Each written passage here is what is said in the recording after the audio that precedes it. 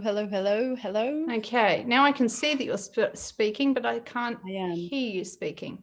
So I've got the volume thing. So it's not that either. That's annoying. Testing. Hello. Back to the computer.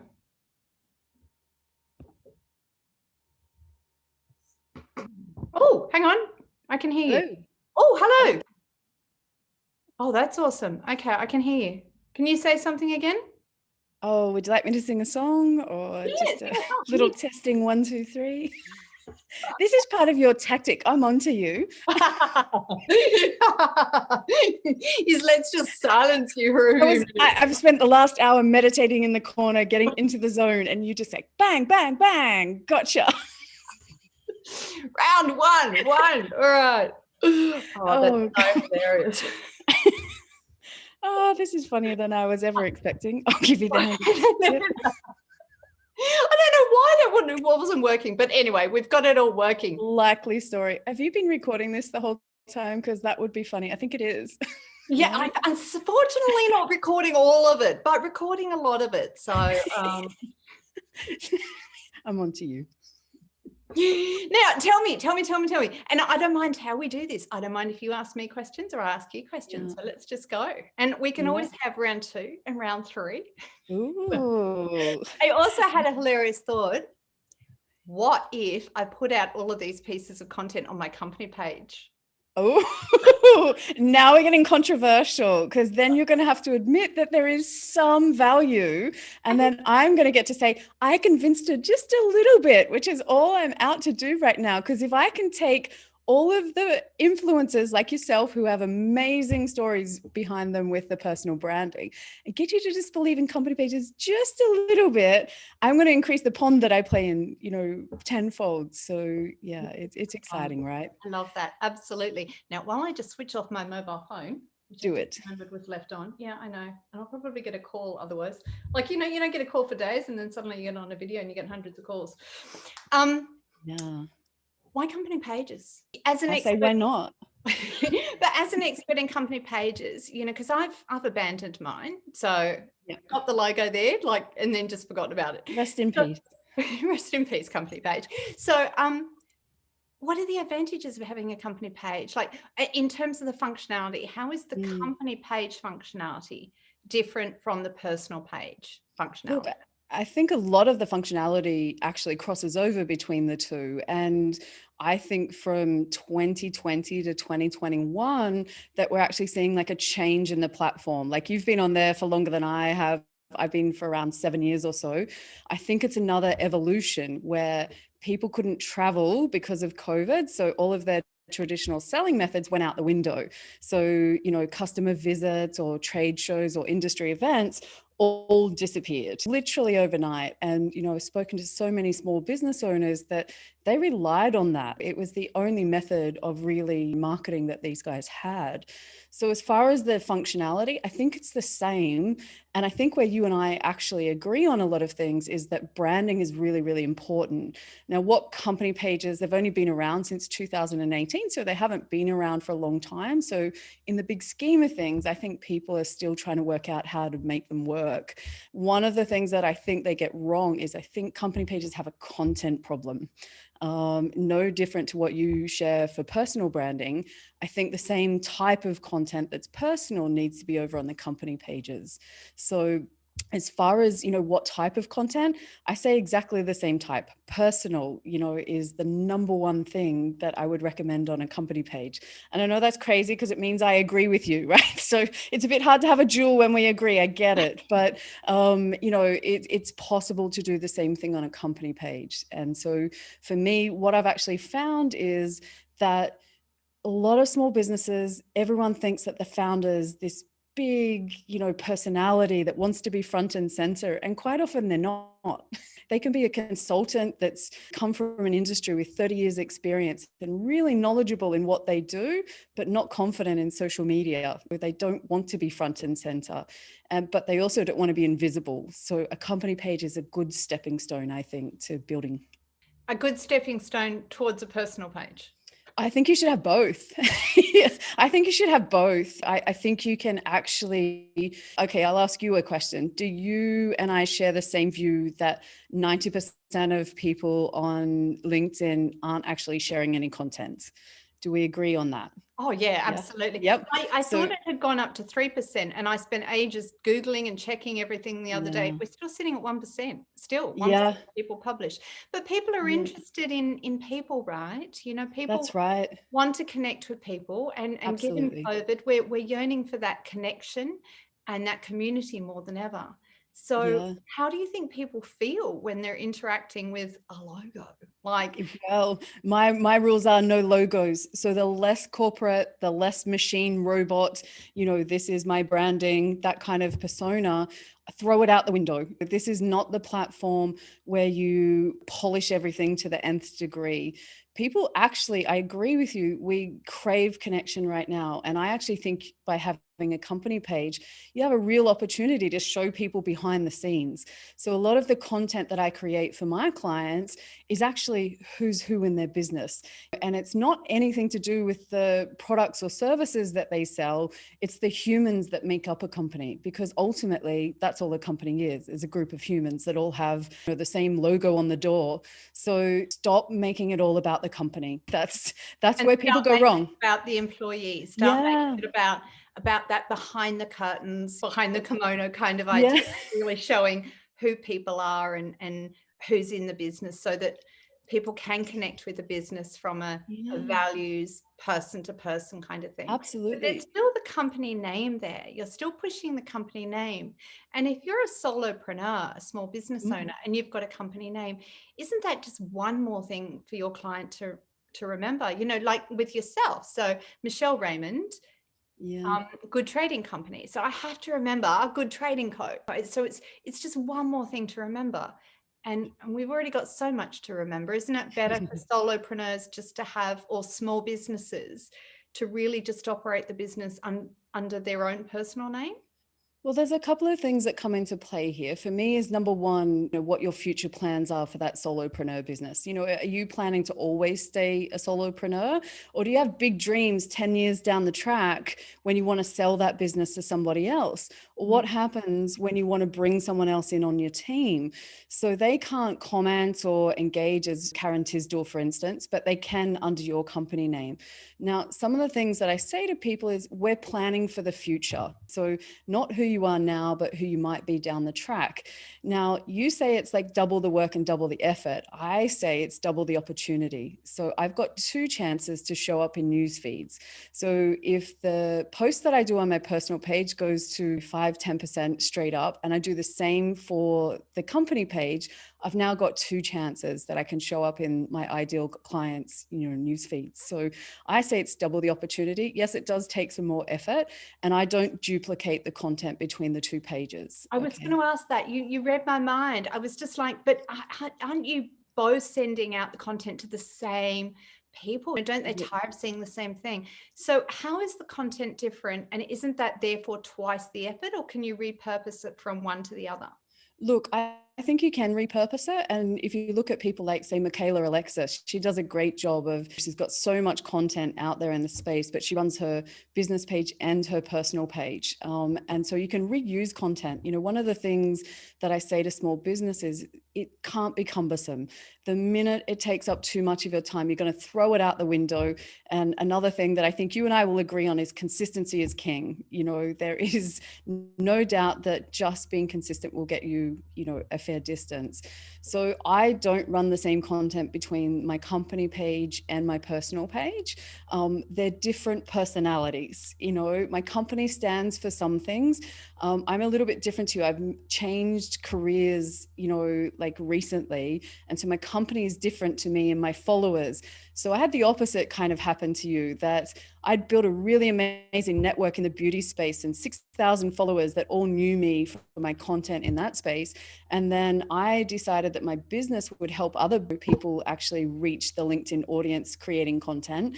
And then my messaging became confused. They were like, you're Michelle about beauty, not Michelle about LinkedIn company pages, and so I've actually distinguished the two. So I can still do both. but it actually gives me an opportunity to be really clear around what my business was, because the feedback I got was, Michelle, you're always on LinkedIn. We see you, you're visible, but what do you do? And I think that sometimes where personal branding can get a little bit lost. What is it that you actually do besides be visible? And I think the company page can sometimes address that issue. But isn't that still, if you're very clear on who you are as as an individual, particularly a solopreneur or a small business, and I love your point there. If you're going to sell the business, you need a company name. So I think that's a really fantastic tip. So big win there. But I I'll think write that one down. I love that future thinking. Like if you're going to sell the business, get a company page and think about your objective and work back from that. But in terms of content, the personal page, you should be talking about what it is you do, the problems you solve, who you solve them for, and stay within your lane in terms of staying quite narrow in what you're talking about. So if that's what you're doing on your personal page, then how is your company page different? How does it have a different personality from you? Whether you've got 20 employees or you're a solopreneur, the company, once it gets over sort of 14, 20 employees, it can develop its own personality based on the mix of people in there. But if you're a strong CEO of a small to medium-sized business or small business, how is that personality different from your own? Because I think at the end of the day, people actually want to do business with another business. When it comes to that final transaction, they actually want to know who it is that I'm going to send my money to, and are they trustworthy? We know that everyone's doing their research before they buy behind the scenes, and so it's just another piece of the puzzle. Now, what I actually discovered yesterday, like an example, were I was going to refer someone that is a solopreneur and very well-known consultant in his particular space. And I had one of my clients that I thought could work with him really well. The first thing that she said to me was, does he have a web page? No, because, it's not uncommon. Does he have a LinkedIn page? Because, all of our connections are via LinkedIn, and he didn't have that either. So it became this, can I trust this person? There's an invisible gap in a digital online world. Why doesn't he have that? Why doesn't that exist? And it became, well, they can't be that big. One of the great things about company pages is it doesn't matter whether you're a global company, like Coca-Cola or Google or LinkedIn with 12 million followers, or a solopreneur. You get the same real estate on LinkedIn. How awesome is that? I love that. For the same price. Yeah, for the same price, you cannot change it. If you're paying more, you still got the same structure. And I love what you said. Look, and where else do you actually get an opportunity? Yeah. And so that's a real advantage. And, company pages take time. I'm not going to sit here and tell you that it's as easy to build a company brand as a personal brand. It's not. It's a grind, and it takes time, because you definitely got to refine it so you can build a community around your company. You want those people that are out there, the raving fans, as the experts would say. You want to build those as well. But it does take time. It's definitely part of it. But if it, you said it can be a grind, and I really like your observation there that if you don't have a company page, then it does look like you're not taking a business seriously. Is this just sort of a pop-up business that's here today, I've given them my money and gone tomorrow? So when you have a company page, and if that's then backed up by that website, it's even more robust. You then feel like, yeah, this is solid. So I think that's a great observation there. But you use the word grind. Now, if it worked, why is it so hard? Why is it so hard to get followers? You say that things that work have to be easy. Nothing about running a business is easy, right? If you're pushing water uphill, the water is not meant to go uphill. I tell you why, because the thing that happens when you're on a personal side of things, you actually get addicted to the likes and the comments, right? And so when you come over onto your company page and you don't get as high engagement, you go, this isn't working. Company pages are crap. There's no engagement. I've heard this argument 1,000 times.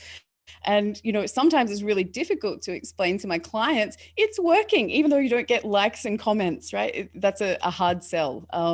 But what happens is you build the reputation up over time. And I find that people are always watching. They may not engage quite as much as on personal things, because you're right, there's relationships outside of LinkedIn that you leverage off. But what you'll actually find is people watch, they observe, and then when they're actually ready to make their own purchasing decision, that's the, you know, the whole top of mind thing, they reach out, you know. And I've got some small businesses that are finding opportunities, you know, $500,000 that are just from being top of mind, front and center, consistently showing up each week. But, you know, why is it a grind? Because it takes persistence, you know. And so what you find with a company page, in my experience with the pages that we manage, is that the first probably 2 to 3 months are super slow, you know, and you think, oh my God, what is going on here? And then it starts to build, you know, and you find your niche, you know, because it takes a lot of effort to get somebody to follow a company page, right? Your exhibit A. You know, there are people that just will not follow them, just, you know, purely on principle. And that's, you know, something that you're up against, an objection. But once you find the people that are actually really interested in your company, it's like the pool of people and the higher likelihood of them actually making a purchase. So we don't need tens of thousands of people following the page. We I only would need say, 1,000 true fans. yeah, if that, Absolutely. So yeah, it's about the quality. So if I'm hearing you there, people might like my post because I went to school with them, or we were yep, friends. I've got a wonderful girl, Rachel, in the UK, who always comments on my posts. You know, yep, we were childhood friends when I spent yeah, some time in the UK as a yep. child. And you know, she's not Love going to it. follow my company page because she's never No, going to become a client. So what you're saying no, is smaller numbers, but much higher quality. But absolutely. why is it then that we always see employees are the most engaged? Most comments on company pages Mm, are from employees. yeah. Um, isn't that just kind of an echo chamber? And how is that helpful? Look, I think at the end of the day, you've got to leverage off your employees. They're your number one advocates, you know, Advocates, and yeah, having them actually believe in the content is part of the sell. You know, if they don't show up and like it, then why should anyone else that's external to the yeah, business jump in? yeah. So, and leveraging off their personal branding, you would be crazy to ignore it. Like if I've got an employee like yourself that has 15, 20,000 followers, of course I want them to be engaged and like. And I think part of this is like one part of the overall picture is then building their reputation. And listening the other day, and someone said, is your company page actually sharing your employees' posts? Too often it's the other way around. And I was like, I wish I thought of that. I can't take the credit and I can't remember who it was. So whoever's listening, if it was you, full credit. But I thought that's really amazing because as a company, you've got a responsibility to build up your employees as well. And so to highlight, you know, their achievements, to highlight their expertise. And if you happen to have, like I said, the biggest issue that most companies have is if you don't have anyone from the 1% that like to create content, then what do? Become invisible? You know, Yeah. that's my main argument. If you don't have anyone in your company that is comfortable in that 1% that create content, you're invisible. And I don't think that that's a place that any company should be. So Absolutely. And sharing posts doesn't always work, but companies could always, whoever's the administrator of that company page, could easily have a look at their employees. I mean, it's going to get cumbersome if they've got yeah, hundreds of thousands of employees, sure. but they could sort of identify who's posting regularly and they could comment on that person's Yeah, post. So, yeah. as you say, it's about growing that brand advocacy. And I think you've got another good idea that I think I heard you say somewhere about having the employees be company administrators for the page, or can Yep. you talk us through that? What did you mean, Sure. and what's the benefits of that? Yeah. So, what you actually do, one of the best tips I can give anyone that's listening for a company page to help it grow is to actually make sure that you use the LinkedIn invites that LinkedIn gives you each month. So, they expire each month. You get between 100 and 250, depending where you're at in the game. What happens then is once one person accepts, then you get a new invite credit. So it's really important part of the strategy to grow a company page. Now you can leverage off your personal connections. And one of the great things that LinkedIn did just in January or end of December is that you can actually target the invites. So now you can filter down by country, by location, by industry. I think it's even school that you went to. So you can actually really niche down on your invites. Now, it was a bit clunky before, because if I have like 6,000 followers and I only want to invite people from Australia in a particular industry, I couldn't do that. So I would just pick the first 100 that showed up, because it was too hard to go through and find people. Now that they've actually adjusted that and made a filter, it's still not perfect, but it's another big step for LinkedIn in the pages space. You know, we've heard their product managers talking a lot about, for me, I see LinkedIn putting a lot of money into it, because so many businesses are online. And if you want to run ads, you need a company page. So I don't recommend running ads. I don't think they're effective, but if you want to, they're definitely, you need a page to be able to do that. So, and I love the idea of giving it to your employees, because you can, each individual can only send so many invitations. that's right. So if you circulate the company administrator, so you have one person be the company administrator, each month it's a different employee, and you run that on a cycle, then if you've got 15 people in your organization or 20 people in your organization, you're tapping into all of their networks as their networks are growing. So I think that's a really great way of growing it. And it's just a little bit of training. You could easily have a video on how you use the search tools. Absolutely. You know, please make sure you do this when it's your turn to run the company page. And the more that you share, I was going to say, the more that you share that responsibility, the more that people get confident with LinkedIn. And that's where they start to look at building their own personal brands as well. So we want to move more people out of the 99% into the 1%. And quite often, starting at these kind of background roles, you see people build confidence. And that's the thing that I love the most, is moving people out of the 99 and into the 1%. Yes, so they can start posting on behalf of the company page, which they're looking after for a month. And then they get so excited and comfortable with the idea of posting that then start creating their own content on their own personal page, which the company page can then comment on. And so you all grow great together. And who writes the content? Do you recommend having somebody in the organization who writes the content? Or, you know, because that could be, I mean, what if you've got employees who, I'm a writer, so every time I see small eyes on, I'm like, really, I has a capital, it's a noun, like, you know, but, you know. I'm going to do one just to press your buttons. It really will upset me, honestly.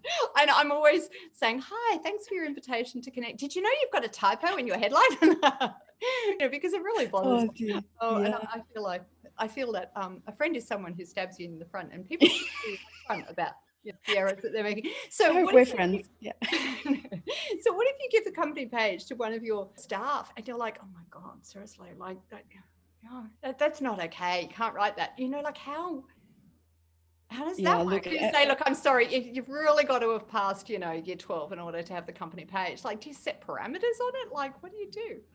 Look, you've definitely got to have processes, no different to anything else that you would run in your business.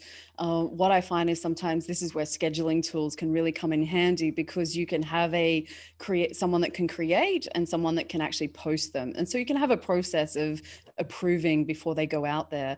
One of the things that I find is that if you can let people do it and actually help them fix up those grammar mistakes or spelling mistakes and things that pop up, they actually have some really cool ideas. So what I find is, if you can take the people that have really good ideas for content and partner them up with someone that's a good writer, and that's realistically how the model of my business actually works, is because a lot of companies don't have a resource or the time or the inclination to actually do the writing.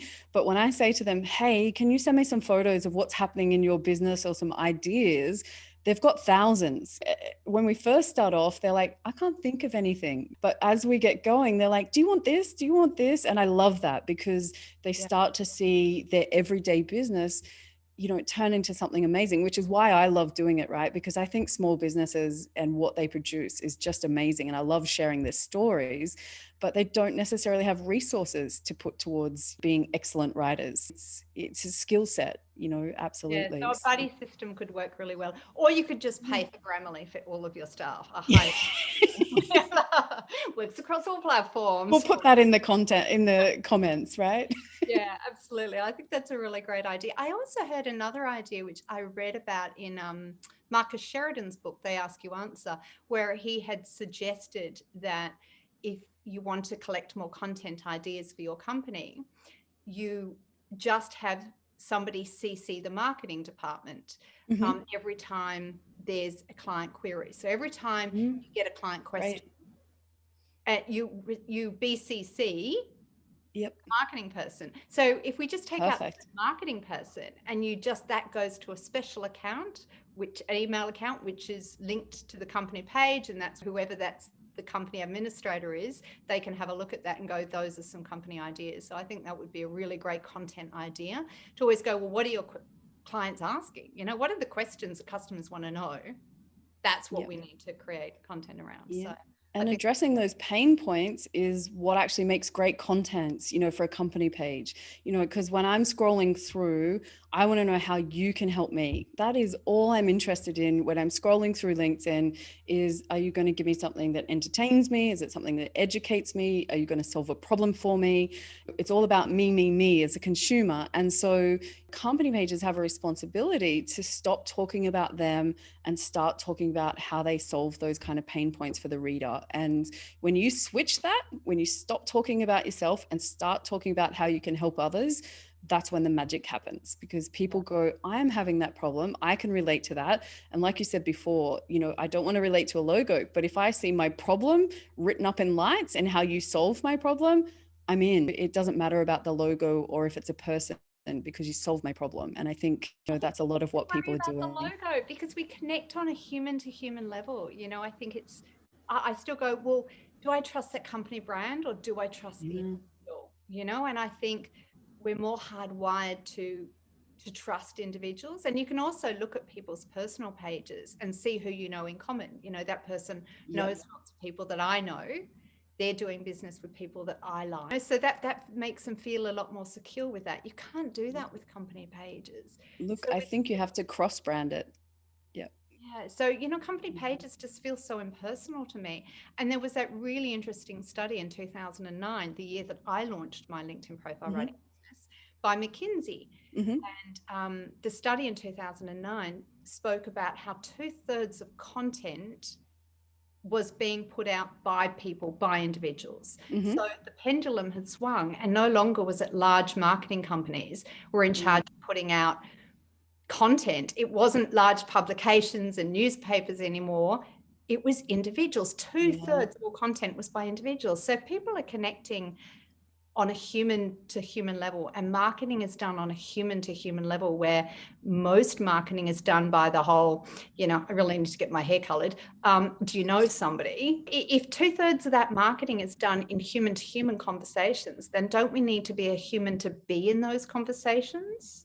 No, I don't think so, because I think I'm not saying that that doesn't work, don't get me wrong, but what I'm saying is there's, double the opportunity, like I said. So having someone, being responsive, just like on your personal pages, if you get a comment, it's really important that you comment quickly and engage with people. So one of the things that I find is sometimes people post company content and then they ignore it. Like they don't respond to anyone's comments. Like that's probably, one of the pet peeves that I have, right? Probably makes you just as angry, because if someone's gone to that effort to actually say, hey, here's my opinion, here's my thoughts, and you ignore it, that's when it becomes not human. And, Everybody sees you ignoring it. So I know not. it's even worse. And so for me, like you said before, you notice that there's a lot of employees that engage with things. And the more that you can get, not just the sales team, right? Because a lot of LinkedIn falls on the sales team to build their own personal brands. I think it's important to get a full rounded understanding of everyone in the company. Now, sure, if you've got thousands, it's not practical, but you can rotate through your whole team and people start to go, oh, that's not just the accounts receivable person that chases my payment. This is actually person, blah, blah, that, and we start to actually go, oh, they're a person. I know what they look like. I do a lot of posts that share employees and their interests, not anything about their roles. It may be a bit of their certificates that they've earned or their education that they've had. But mostly it's like, this is the person that loves swimming. This is the person that's the family man. This is the person that does this for a hobby? Is anyone else out there? And start to actually get them to really engage with the people behind the scenes, because quite often we have such a small touch point when dealing with companies. We don't know who else makes, the guys in the warehouse or the guys behind the scenes that make it all happen. They can often be nameless, faceless kind of people. And so they should be. When you lift your employees and you develop advocates and you really give personality, that's when it grows so much more. But in terms of it being two sides, you're developing the company page, but you also need to have those personal profiles. You need to have those individuals out there on platform. Who should be active from a personal profile perspective, do you think? Do you think it should be the sales team? Should it be the CEO? Is it just yet another thing that senior leaders have to do? Who should be responsible for the personal pages? Every employee have one? Look, if I'm a company and I'm starting out on my journey with these LinkedIn pages, what I actually find is there becomes a point about 3 or 4 months in that all of a sudden people go, oh, there's a bigger opportunity, and so that's where I'm helping to try and push people along that path is, if you're a company and you want the most out of what you're putting into LinkedIn, then put the same amount of effort into the people that work for you. And so, building their own personal brands, I think just strengthens your brand as a company. Who are you really? Not just who you write, but if you say you care about your employee and then you ignore all of these other parts, do you really care about them? That's where the authenticity comes in. If what you're putting on your page doesn't marry up with people's experience outside of the company, then the more that you can help build them, they build you. They become your biggest advocates, 14 times more likely to share company content. Ultimately, I think, it would be awesome if we had people running pages and running personal branding and we take the best out of both worlds. I think you become unstoppable. But for me, starting, sometimes hiding behind the company page, is almost a baby steps to get started, because I've never quite got to the bottom of it. Maybe you can help me, but I never understand the reason for the 99% not wanting to post. I'm lucky I'm in the 1%. I've created my business, but it's real, right? That fear factor of judgment is real. I don't have anything to say. I'm not important. Everything that's ever been said is already been said. And then you do have, very sadly, you have some employers who sometimes say, but what if we make our employees look good? Won't they all leave? To which I'm always like, like the training thing, the training and the accountant thing. You're right. What if we train our employees and they leave? Well, what if you don't train them and they stay? So you make them look good. Makes everybody look good, doesn't it? Yeah, absolutely. So I like your idea about really growing that development. So there still need to be individuals, still need to be having those conversations. But don't you feel that LinkedIn will lose its specialness if we're just scrolling through the newsfeed and it's just advertorial after advertorial? And by advertorial, you and I are both opposed to adverts. We're both very big on posts that really are giving information and giving tips. And it's not about we. We're not weeing all over ourselves. We're talking to the customer. It's a quote from Douglas Burdett. It's not all about us. It's about our customer. We're talking to our customers' pain and how we solve those customers' pain. If we're doing that, then isn't the newsfeed just going to be filled with company names? And isn't that going to make all of us go, I'd rather be on Facebook because I want to personally connect with people? Won't LinkedIn lose its specialness if we've got more? What do you think? Yeah, I think we've got a long way to go. I mean, we've got 55 million company pages that are on LinkedIn out of, 740 million people that are on there per day. So we've got a long time before we reach that point. I actually think the bigger problem I'm having right now on my feed is the personal people that are posting for the sake of posting. And my feed is full of rubbish. And so I think there's a bigger issue with personal, posts that are just done for the sake of it, and they don't add value. Post. Yeah, I'm just doing a post for presents. And I'm like, no, don't. If you don't have it, I'm like, we agree. 100%. If you have nothing to say nothing. That's okay. Like, the world won't end if you don't post it. But for me, my feed is full of that more than, problem company pages. If you take company pages, back down to the numbers, I'm sure it's even like a smaller percentage again of what we're seeing. And I just think that if we can make them personal and really follow the same principles that you would advocate for personal branding and personal content, and bring that across onto your company page, that's when it will be successful. And put that clever tech engineer who's in the background creating some really amazing stuff, put them as your company administrator of your company page for a month, so that they can get used to using their voice. Because while we don't want to see a lot of, presence posts, posting for the sake of it, we do have some amazing people out there who aren't producing any content at all, and they should be. Absolutely. So it would be great to see more people getting on point, absolutely, and getting their voice out there. Any other questions? What else was I thinking? You were thinking that maybe, just maybe, I've changed your mind just a little bit about some of the opportunities that come with LinkedIn pages. For me, like I said, it's a great starting point for people. And what I find is when they start to be conscious of how their brand is marketed, like the company out in the real world, you find that they start to go, our web page doesn't work, and it flows into other areas of their business, which is, really interesting. You are my sister from another mister, because I was just thinking about websites. It was like, that's so spooky. Sorry to cut you short, but yes, I was right in flow there. But I was just thinking of websites, because I remember reading a HubSpot statistic that said 60% of all website views come from social media. Yeah. And I was brought into a really large engineering firm here in Sydney a few years ago, because they said that so many of their click-throughs to their website came from LinkedIn. And they said, "Can we run LinkedIn training for all of our very shy engineers?" So, which was quite a challenge to try and get them all online. But anyway. That's it, right? But it doesn't mean that they have nothing to add. They just want to be the person that adds it. So just as an example, like a client of mine who only has been starting out in 3 months, so a very short period of time in the big scheme of the LinkedIn world, over 3 months had over 1,000 click-throughs to their website. That's a lot of free advertising and free direction, when SEO is $2,500 a month. These guys, you can manage your page yourself. You don't need an expert like me. You can do it yourself and have, even if you got half of those click-throughs and then you convert a portion of it, these are people that have already seen your content and gone, yes, I can relate to that. I want to know more. And, to have something that's filtered to that nth degree. I'm a salesperson at heart. I want your business to grow. I want you to make money. I want you to be successful.